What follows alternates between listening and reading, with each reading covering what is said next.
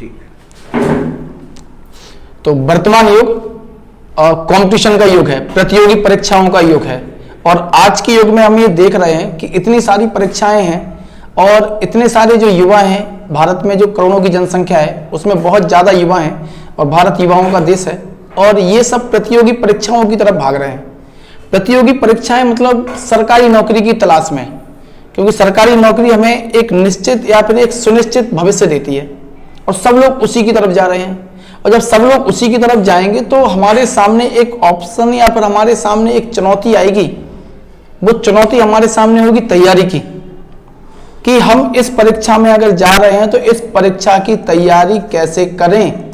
अगर आपकी इच्छा है कि आप यूपीएससी की तैयारी करना चाहते हैं तो कैसे, और अगर आप चाहते हैं कि आप राज्य स्तरीय सिविल सेवाओं की परीक्षा की तैयारी करना चाहते हैं तो कैसे करें।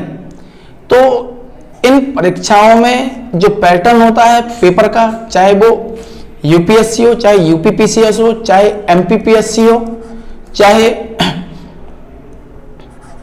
हमारा एमपीपीएससी हो, चाहे हमारा यूपीपीसीएस आरओ हो, चाहे हमारे सामने वनडे एग्जाम हो, इन सभी परीक्षाओं का एक निश्चित पैटर्न होता है, जिस पैटर्न में कई सारे सब्जेक्ट आते हैं, कई सारे विषय आते हैं। जिन विषय में एक सर्वाधिक महत्वपूर्ण विषय जो सामने दिखाई देता है वो हमारा है जीएस का। जीएस यानी सामान्य अध्ययन, जनरल स्टडीज। और आजकल सामान्य अध्ययन का वेटेज बहुत ज्यादा दिखाई हमें देता है।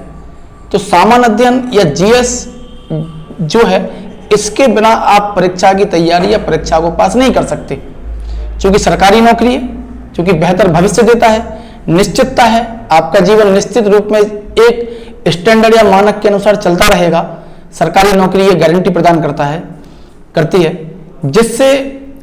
जिससे हमारा जीवन क्या है, एक सफल और सुनिश्चित दिशा में जाता है।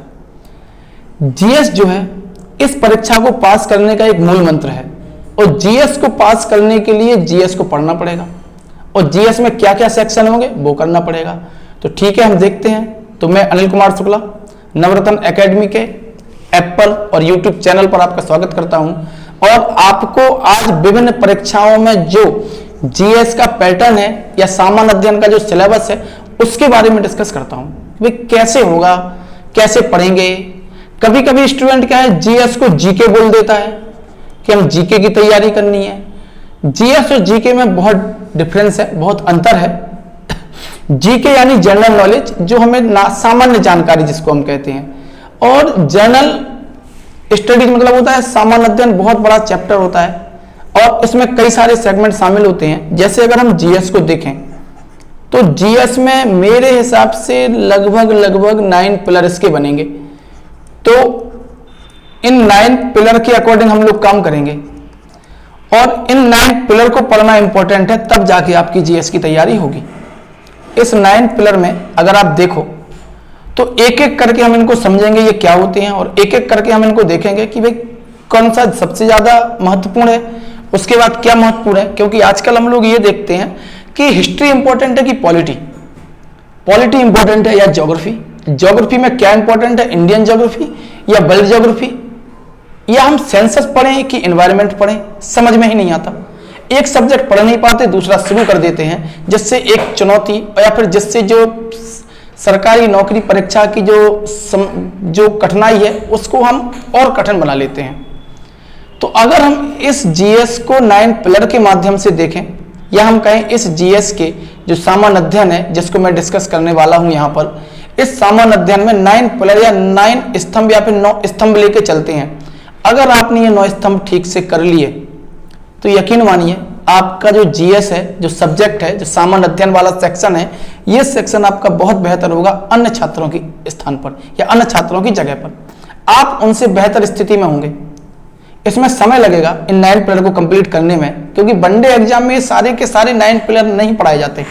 बहुत सारे संस्थान ऐसे हैं जो मेन पिलर पढ़ाते हैं, क्योंकि स्टूडेंट की डिमांड ही वही होती है। लेकिन सामान्य तौर पे जो फाउंडेशन बैच होता है उस बैच में ये 9 पिलर सभी संस्थान फॉलो करने का प्रयास करते हैं, और जिसको हम और बेहतर तरीके से सामने रखने का प्रयास कर रहे हैं। तो हम ये देखते हैं कि जो 9 पिलर हैं, इन 9 पिलर में क्या क्या शामिल होता है। तो सबसे पहले तो हमारे सामने अगर हम देखें तो हिस्ट्री आएगी। हिस्ट्री को अगर हम देखें तो इसके 3 सेगमेंट होंगे। पहला अगर हम इसमें देखें तो एंशिएंट हिस्ट्री होती है, दूसरा देखें तो मिडिवल हिस्ट्री होती है, और तीसरा देखें तो मॉडर्न हिस्ट्री होती है। ये अब स्टूडेंट कहते हैं कि इनमें से क्या पढ़ा जाए इन तीनों हिस्ट्री में से। अगर इतिहास को हम एक और सेक्शन में देखें तो इसमें एक होता है वर्ल्ड हिस्ट्री। वर्ल्ड हिस्ट्री हमारी सामान्यतः कवर हो जाती है मॉडर्न हिस्ट्री के साथ ही, तो वर्ल्ड हिस्ट्री हमें अलग से पढ़ने की कोई आवश्यकता नहीं है। प्रथम विश्व युद्ध आएगा, फ्रांस की क्रांति आएगी, द्वितीय विश्व युद्ध आएगा, ऐसे टॉपिक चलते चले आएंगे, अमेरिका का स्वतंत्रता संग्राम चलते चले आएंगे, तो आधुनिक भारत के साथ साथ उनका डिस्कशन होता चला जाएगा। एंशिएंट हिस्ट्री जो हम पढ़ते हैं तो एंशिएंट हिस्ट्री में हमें ध्यान देना पड़ता है कि राजा महाराजाओं के युद्धों की अपेक्षा, या राजा महाराजाओं के हम लोग सामान्यतः ध्यान युद्धों पर देते हैं, जबकि युद्धों की अपेक्षा में सांस्कृतिक, सामाजिक, आर्थिक विकास ज्यादा पूछा जाता है। भाई उस समय क्या लिखा गया, क्या स्रोत थे, वो पूछा जाता है। मध्यकालीन भारत की भी यही स्थिति है। मॉडर्न इंडिया की स्थिति थोड़ी अलग है। मॉडर्न इंडिया जो है, आधुनिक भारत जो है, आधुनिक भारत एक बहुत बड़ा सेगमेंट है, और अगर हम इतिहास में देखें तो सबसे ज्यादा क्वेश्चन आधुनिक भारत से आते हैं। तो जीएस में जो 9 पिलर है, इन 9 पिलर में से पहला जो हमारा पिलर होगा वो इतिहास का होगा, और इतिहास में हमें ये 3 सेगमेंट पढ़ने हैं। पहला एंशिएंट हिस्ट्री, दूसरा मिडिवल हिस्ट्री, तीसरा मॉडर्न हिस्ट्री। मॉडर्न हिस्ट्री के साथ ही हम क्या कर लेते हैं, वर्ल्ड हिस्ट्री कवर कर लेते हैं। धीरे धीरे कुछ चैप्टर आते हैं सामने और वही पेपर में आते हैं, और वो हम धीरे धीरे कवर करते चले जाते हैं। साथ ही साथ उनको लिंक करते हुए उनका भारत पर क्या प्रभाव पड़ा, उन प्रभावों को समझते हैं, और उन प्रभाव से भारत में क्रांति हुई, या भारत में विद्रोह हुआ, या भारत में संस्थाएं बनी, उनको, और धीरे धीरे वर्ल्ड हिस्ट्री हमारी क्या होती है, कवर होती चली जाती है। वनडे एग्जाम में यहीं तक इसमें सिलेबस में रहता है। इसमें हम अगर दूसरा पिलर देखें तो दूसरा पिलर हमारे सामने आएगा पॉलिटी का। पॉलिटी जैसे हम क्या कहते हैं, भारत की राज्य व्यवस्था। पॉलिटी, और सामान्य तौर पे स्टूडेंट इसको संविधान भी कहता है। हालांकि पेपर में संविधान की जगह पॉलिटी आती है, और पॉलिटी जब आती है तो पॉलिटी हमारा होता है भारत की राज्य व्यवस्था, और राज्य व्यवस्था आपको ना 2 जगह से आप इसको कवर कर सकते हो। एक तो बुक्स के माध्यम से, और बुक्स को सपोर्ट करेंगे आपका न्यूज़पेपर या आपका न्यूज एनालिसिस। अगर आप आज न्यूज चैनल देखोगे तो आज आपके सामने न्यूज में कई बार जिक्र आता है प्रधानमंत्री, राष्ट्रपति, संसदीय समितियां, अधिकरण, सहकारी समितियां, दल बदल कानून, ये सब आता है। और इनको अगर हम टॉपिक को उठा के किताबों से पढ़ें तो धीरे धीरे पॉलिटी तैयार हो जाएगी। और पहले तो हमें ये करना है कि पहले तो हमें सिलेबस को, पॉलिटी का पूरा सिलेबस देखना है, और उस सिलेबस के अकॉर्डिंग हमें एक एक करके आगे बढ़ना है। कि पहले हम ये देखेंगे कि भारत में संवैधानिक विकास कैसे हुआ, राजतंत्र से लोकतंत्र कैसे आ गया। 1773 का रेगुलेटिंग एक्ट आया, उसमें क्या हुआ। 1781 1784 में एक्ट आया, उसका क्या हुआ। 1813 के चार्टर एक्ट में क्या हुआ। 1833 के चार्टर एक्ट में क्या हुआ। 1853 के अधिनियम में क्या हुआ। 57 में क्रांति हो गई तो 58 में फिर से आ गया, उसमें क्या हुआ। धीरे धीरे करके हम लोग देखते हैं, और फिर हम ये देखते हैं कि 1909 Morley Minto reform, 1919 Montagu Chelmsford reform, 1927 Simon commission, और 1935 भारत सरकार अधिनियम, जिसका प्रभाव भारतीय संविधान पर क्या है, ज्यादा पड़ा। तो ये हम देखते चले जाते हैं, तो इनको हमें कवर करना है। और इसके बाद फिर हम देखते हैं संविधान कैसे बना, तो संविधान सभा का विकास देखते हैं, और फिर संविधान सभा ने जो संविधान पारित किया, बनाया, उसको लागू किया, उसको हम पढ़ते हैं। और इसको पढ़ने के साथ साथ बुक्स, और बुक्स के साथ साथ हम लोग क्या करते हैं, एक ऑथेंटिक बुक कवर कराने का प्रयास करते हैं। इस बुक्स में अगर हम लोग पॉलिटी की बुक्स को कवर कराने का प्रयास करते हैं तो वो हमारे सामने होती है एम लक्ष्मीकांत जो बुक होती है उसको कवर कराते हैं। ये सिविल के लिए भी महत्वपूर्ण है, और सिविल के साथ साथ वनडे एग्जाम के लिए भी बहुत महत्वपूर्ण किताब ये साबित होने लगी है। अगर आपके पास समय है और आप बेहतर पॉलिटी पढ़ना चाहते हैं तो आपको एम लक्ष्मीकांत की बुक्स को फॉलो करना पड़ेगा। इसके बाद अगर हम देखें, इसके बाद अगर हम इसका तीसरा पिलर देखें तो तीसरा पिलर जो हमारे सामने आएगा वो आएगा ज्योग्राफी का। ज्योग्राफी का पिलर आएगा तीसरा।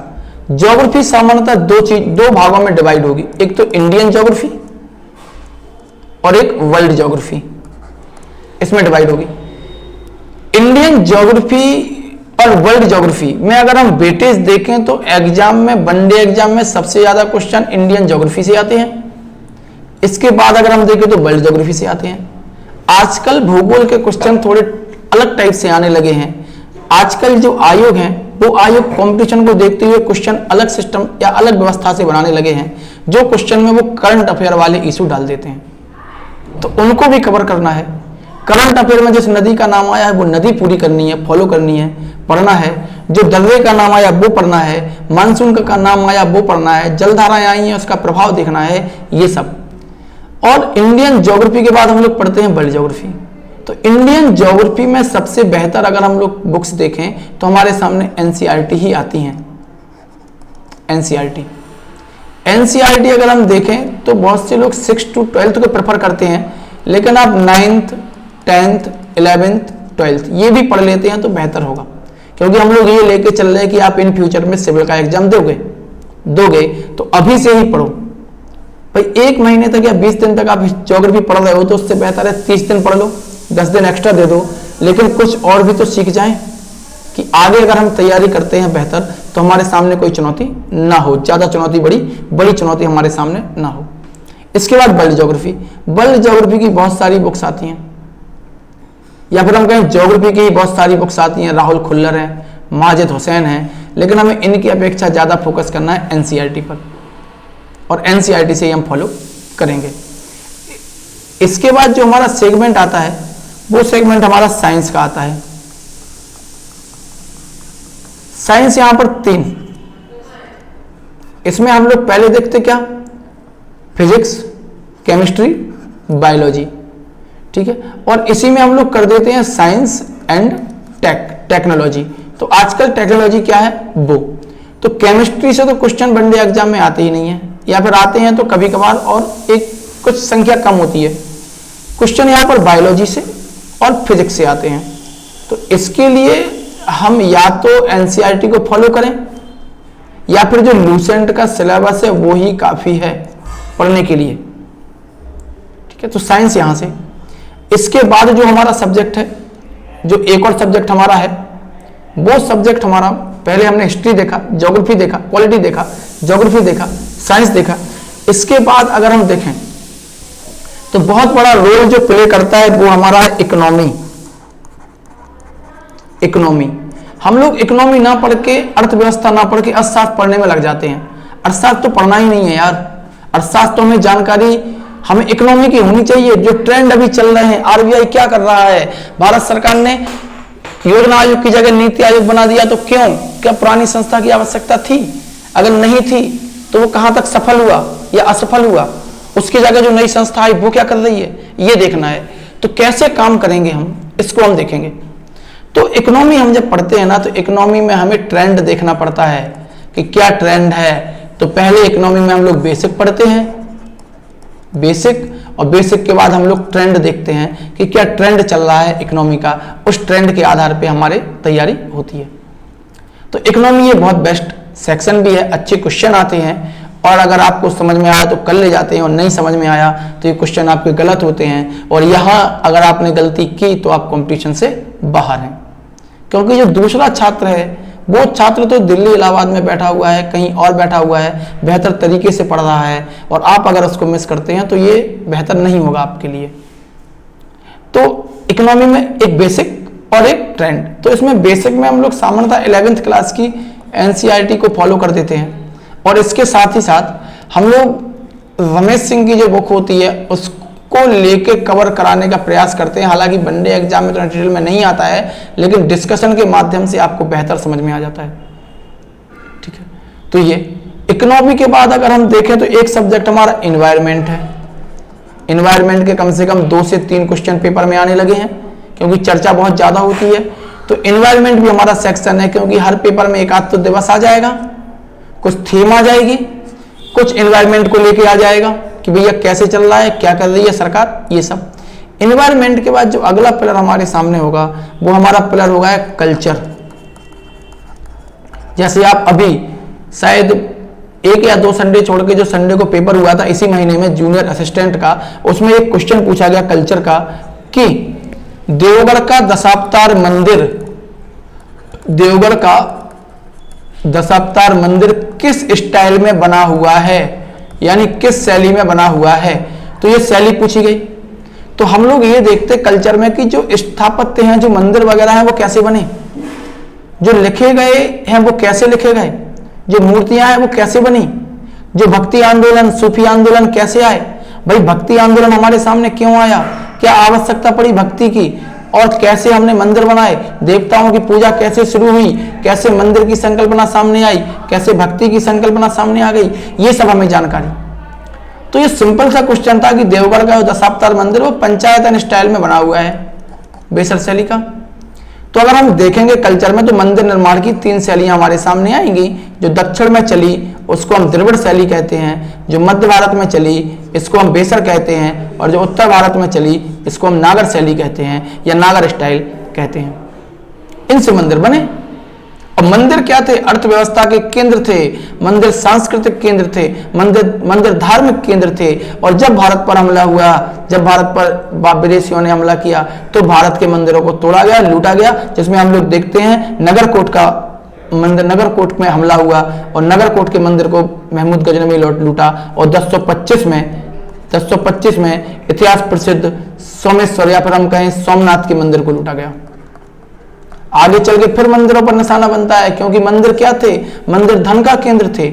और इनको अपने राज्य में, अगर इनको अपना राज्य बढ़ाना है तो इनको यहाँ पर राज्य करना है, तो यहाँ पर राज्य करने के लिए धन चाहिए, और धन करने के लिए ये मार्ग होगा भारत में हमला करने का ये, और जिससे भारत में कल्चर भी परिवर्तित होगा।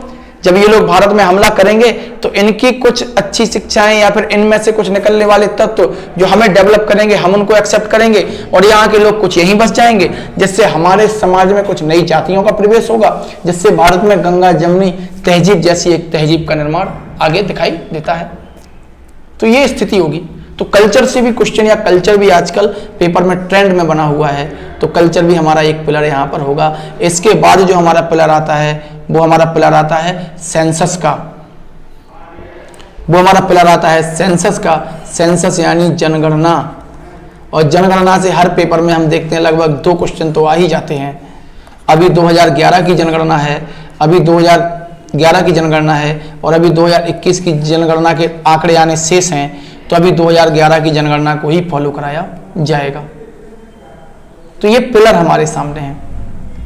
और इस जनगणना में हमें ये देखना है किस राज्य में कौन सी जनगणना है, कैसे बढ़ रहे हैं लोग, महिला साक्षरता दर कितनी बढ़ी है, अंतर कितना है, किन 2 बड़े बड़े राज्यों में अंतर है, सबसे ज्यादा कहां पर है, सबसे कम कहां पर है, और इनमें अंतर कितना है, और कैसे हम देखेंगे और कैसे हम पढ़ेंगे। यही हमारे सामने सबसे बड़ी चुनौती है कि पहले समझ तो लें, ट्रेंड समझ लें कि क्वेश्चन कैसे आते हैं। तो सीधा सिंपल क्वेश्चन पूछा जाता था पहले, अब नहीं आएगा कि सर्वाधिक जनसंख्या किस राज्य की है, अब आएगा चौथे नंबर पर कौन सा राज्य है, 5वें पर कौन सा है, इनमें से किस राज्य की जनसंख्या सबसे अधिक है, 4 राज्य के नाम दे देंगे और पूछेंगे।